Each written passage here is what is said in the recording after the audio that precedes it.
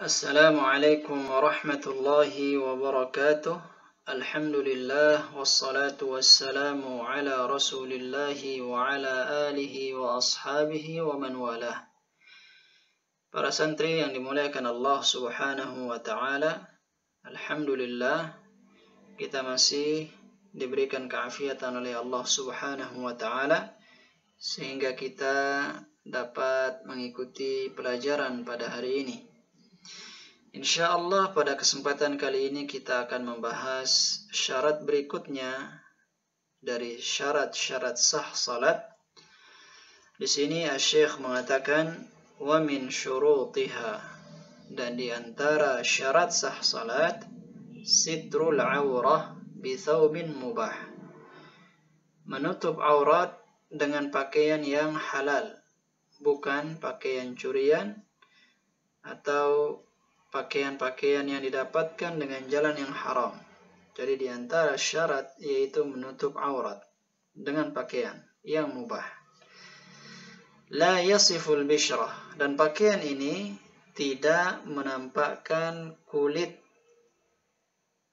orang yang melaksanakan sholat.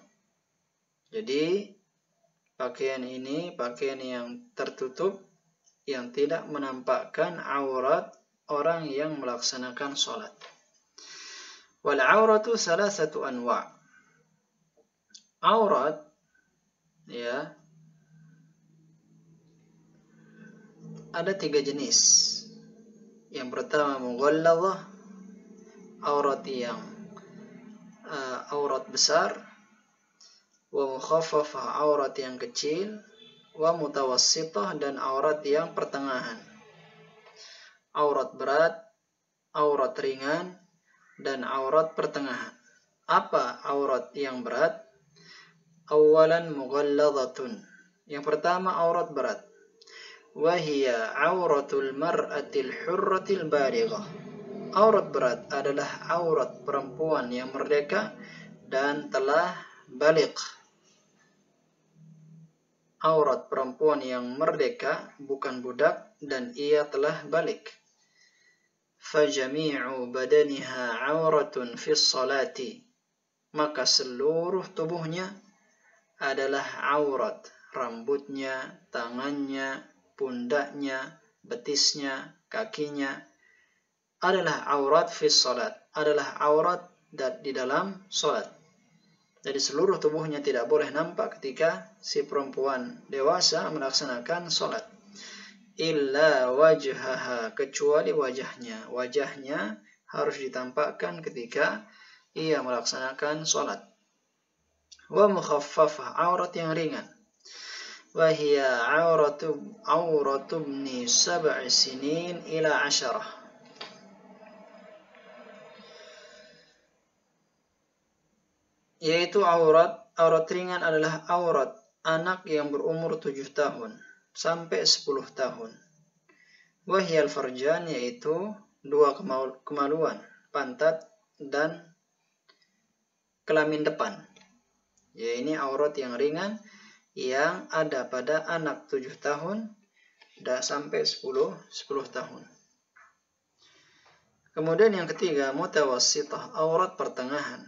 Wahya auratu man adahum, yaitu aurat orang-orang yang selain mereka. Aurat laki-laki yang telah baligh, ini auratnya pertengahan. Minas surrati ila rukbah.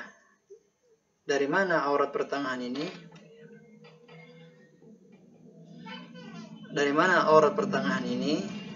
Aurat pertengahan ini dari surrah, yaitu pusat, sampai rukbah, yaitu sampai lutut. Itu aurat laki-laki yang tidak boleh nampak ketika sholat.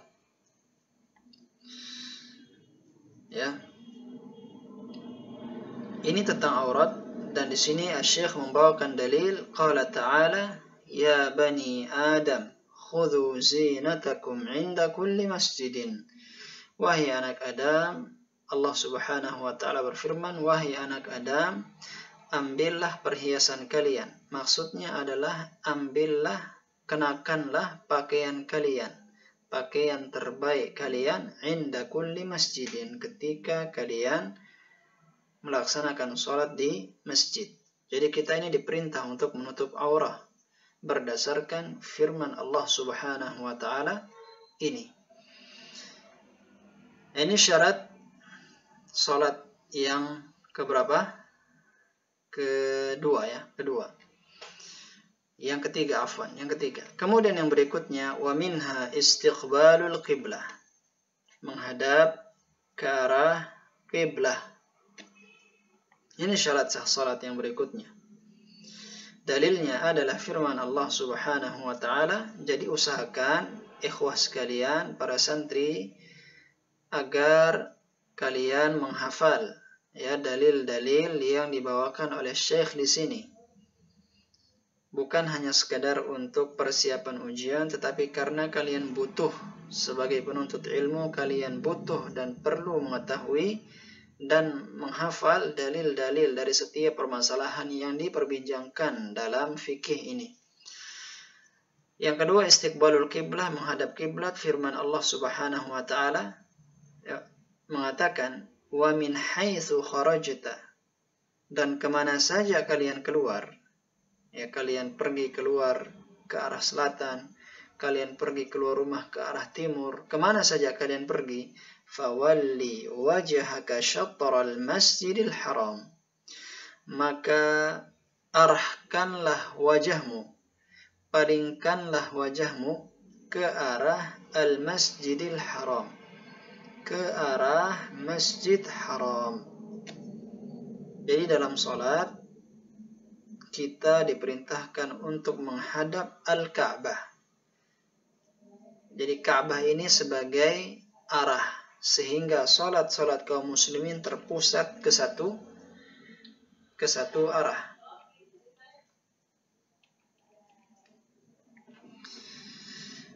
Ke satu arah. Ini dalil yang dibawakan oleh Syekh.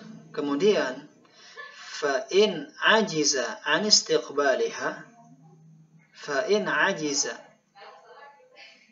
استقبالها, dan apabila orang yang sholat tidak mampu menghadap kiblat, tidak memungkinkan dia, tidak mampu dia untuk menghadap kiblat, limaradhin, entah karena dia sedang sakit, au ghairihi, atau dengan sebab yang lain, saqata, maka kewajiban menghadap kiblah gugur dari dia. Kewajiban menghadap kiblah gugur dari dirinya. Kama tasqutu jami'ul wajibat bil ajzi anha, sebagaimana ibadah-ibadah yang lain gugur kewajiban melakukan ibadah-ibadah tersebut dikarenakan ketidaksanggupan. Jadi intinya, orang yang tidak sanggup menghadap kiblah karena alasan sakit atau yang lainnya, maka kewajiban menghadap kiblat dari dirinya gugur. Qala ta'ala, ini dalilnya, fattaqullaha mastata'tum, dan bertakwalah kepada Allah semampu kalian. Ya. Kemudian berikutnya, wa kana an-nabiy sallallahu alaihi wasallam yusalli fi as-safari an-nafilata ala rahilatihi haitsu tawajjahat bih.